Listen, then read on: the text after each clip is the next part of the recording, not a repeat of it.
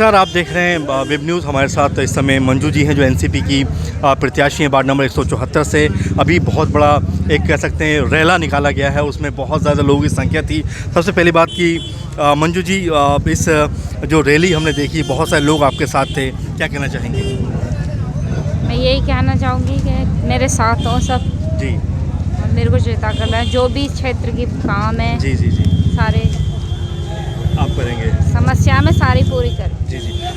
मंजू जी कह रही हैं जो भी क्षेत्र के काम है वो सब पूरी करेंगे। रूही जी हमारे साथ जुड़ चुकी हैं। रूही जी से पहले भी मैं बात करना सोचा, लेकिन कल भी परसों भी बात नहीं हो पाई। लेकिन रूही जी, स्वागत है आपका। धन्यवाद। रूही जी, एनसीपी का माहौल किस तरह का है अभी, अगर हम श्रीनिवासपुरी की बात करें तो?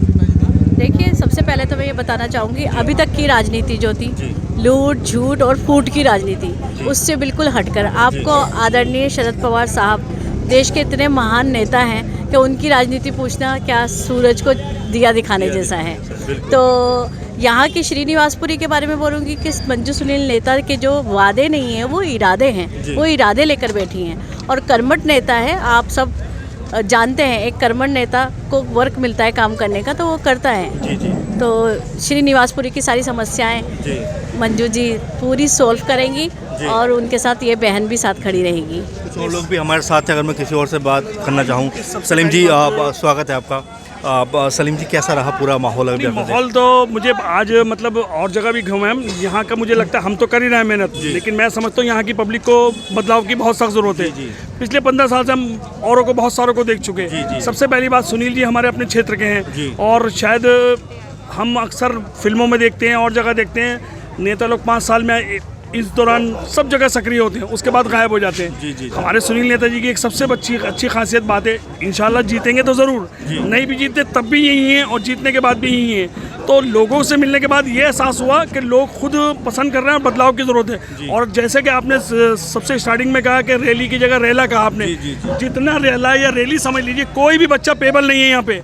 ये सारे उत्साहित हैं और इनको दबाना पड़ लिया कि भाई इतना उधम, शांत हो जाइए, इनका बस न चले, पूरी दिल्ली में उधम मचा दें आज। और मैं समझता हूँ शायद मेरी नहीं, आज इस सब पब्लिक की पूरी श्रीनिवासपुरी को बदलाव की ज़रूरत है और इस बदलाव में सबसे प्रथम जो है वो सुनील नेता हैं। और इत्तेफाक से ईश्वर की मेहरबानी कह लीजिए, हमें नंबर भी बटन का पहला नंबर का मिला है। तो सुनील भाई का बदलाव होने की बहुत ज़रूरत है और मैं नहीं समझता इससे पहले आने वाली 4 तारीख को अपने घरों से निकलिए और 1 नंबर पर बटन दबाइए, घड़ी निशान, चुनाव निशान घड़ी पे। जी 1 नंबर निशान मिला है सर, और 1 नंबर बड़ा महत्वपूर्ण अंक भी होता है कि नंबर 1 से कोई भी पहुंचना चाहता नंबर 1 तक। क्या कहना चाहते हैं इस बारे में? मैं एक ही बात कहना चाहूँगा आपसे कि जब कुदरत कोई फैसला करती है तो वो छोटे छोटे चिन्ह छोड़ती है। जी, राष्ट्रवादी कांग्रेस पार्टी की एक महत्वपूर्ण बात और रूही मैम और सुनील नेता जी की एक महत्वपूर्ण बात कि राष्ट्रवादी कांग्रेस पार्टी ने जो टिकट दी है वो कार्यों के आधार पर दी और उसी आधार पर यहाँ पर लोग जुड़े हुए हैं। उन्होंने किसी ने भी पैसे के लालच में या फिर किसी भी और जो पार्टियाँ लुभाने के लिए जनता को देती है, इस तरह के कोई लुभावने वादे नहीं किए। इन्होंने काम किया है और काम किया है और काम के दम पर ही इनको टिकट भी मिली है। और आज भगवान के आशीर्वाद से जितने भी सारे लोग जुड़े हैं श्रीनिवासपुरी का उद्धार करने के लिए जुड़े हुए हैं, क्योंकि उन्हें पता है कि मंजू सुनील नेता इस बार बदलाव के लिए आई हैं और इस बार विजय की सर्वप्रथम कैंडिडेट वही हैं।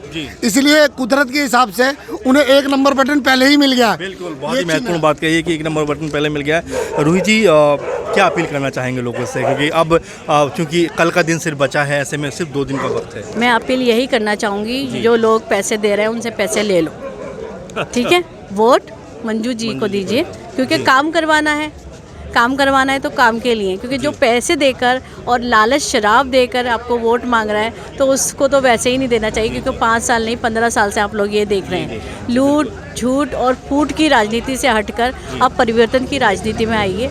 लोगों को अपने इलाके के अंदर अच्छी सुविधाएं, अच्छे एरिया नज़र आना चाहिए, क्योंकि ये गंदगी, मच्छर, धूल, ये सब चीज़ें अभी मंजू सुनील नेता जी ने वादे नहीं करें, इरादे करें हैं। तो मैं यही आप सबसे अपील करूंगी कि 4 तारीख को घड़ी पे बटन लगा, घड़ी को वैसे ही 1 नंबर, अभी सब लोग बोल रहे हैं ना 1 नंबर मिला है, तो ये 1 नंबर ऐसे ही नहीं दिया ईश्वर ने, इसीलिए दिया क्योंकि ये 1 नंबर ही हैं और 1 नंबर होने का उत्साहित भी है हम लोगों के कि हमें घड़ी का 1 नंबर मिला है। तो यही अपील है मेरी कि मंजू सुनील नेता जी को विजयी बनाएं, 4 दिसंबर में जैसे भी पहुँचे अपने घरों में महिलाओं से ज़्यादा बोलूँगी मैं कि महिला का रोल बहुत अधिक है, क्योंकि महिला का आरक्षण के लिए पवार साहब ने कितने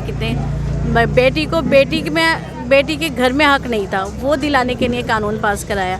तो माननीय शरद पवार साहब को अगर मैं कहती हूँ एक जगह से भी शुरुआत होती है तो बहुत बड़ी शुरुआत होगी, क्योंकि ये अपील मेरी महिलाओं से इसलिए है कि एक के साथ 10-10 वो आएँ, खाना लंच ये सब चीज़ें छोड़कर पहले वोट डालना है, क्योंकि वो क्या सोचती हैं क्या होगा, वैसे ही रहेगा जैसा है, ऐसा नहीं है। अगर महिला बहन हमारी आती है आगे तो बहुत कुछ बदल सकता है। जी बिल्कुल, ज्योति जी भी हमारे साथ मौजूद हैं, उनसे भी जानना चाहेंगे। ज्योति जी, कैसा रहा एक्सपीरियंस आपका? क्योंकि आज का हमने देखा कि हम लोग जब रैली में गए तो काफ़ी लोग हमें सपोर्ट कर रहे हैं, हमें भी ये है कि हम चाहते हैं कि हमें सपोर्ट करें ताकि हमें मौका मिले, ताकि क्या कहते हैं मंजू सुनील नेता हमारे लिए कुछ कर पाए। और जो हमें गलियाँ साफ चाहिए, जो गटर खुले हुए हैं, रोड नहीं बने हुए, सब आपने देखा होगा भी रैली जब हमने निकाली थी तो कैसे रोड बने हुए हैं, तो वो सब हो जाएगा साफ। अगर हम लोग 1 नंबर बटन दबाएंगे तो हमें ज़रूर ये सब प्रूफ मिलेगा इस चीज़। चलिए, अभी लास्ट में एक सवाल आपसे लेते हैं मंजू जी, कि क्या कहना चाहेंगी अपने जनता से, किस तरह की अपील करना चाहेंगी? मैं तो यही अपील करती हूँ कि मेरे को आप लोग जिता कर लाइए और मैं आपकी सारी परेशानियों का, नाली, फीवर लाइन, पानी सुविधा सब करूँगी। जी बिल्कुल, ये मंजू जी हैं जिनकी रैली आज हमने देखी। तमाम हुजूम उमड़ पड़ा, तमाम जगह भी जहाँ वो गई वहाँ पे लोगों ने बड़े कह सकते हैं कि खुश मिजाजी से उनका वेलकम किया, और यही दर्शाता है कि जब कोई प्रत्याशी के लिए अगर लोग खड़े हों तो उनकी जीत तय है। तो फिलहाल 4 तारीख को अब ये दिन तय करेगा कि उनके पक्ष में कितना समर्थन आता है। 7 तारीख को ये पता चलेगा कि जो लोगों का समर्थन था वो कितना था उनके लिए, जब परिणाम सामने आएंगे। फिलहाल आप लगातार देखते रहिए, हम इस तरह के अहम खबरें आपके सामने लेकर आते रहेंगे। नमस्कार।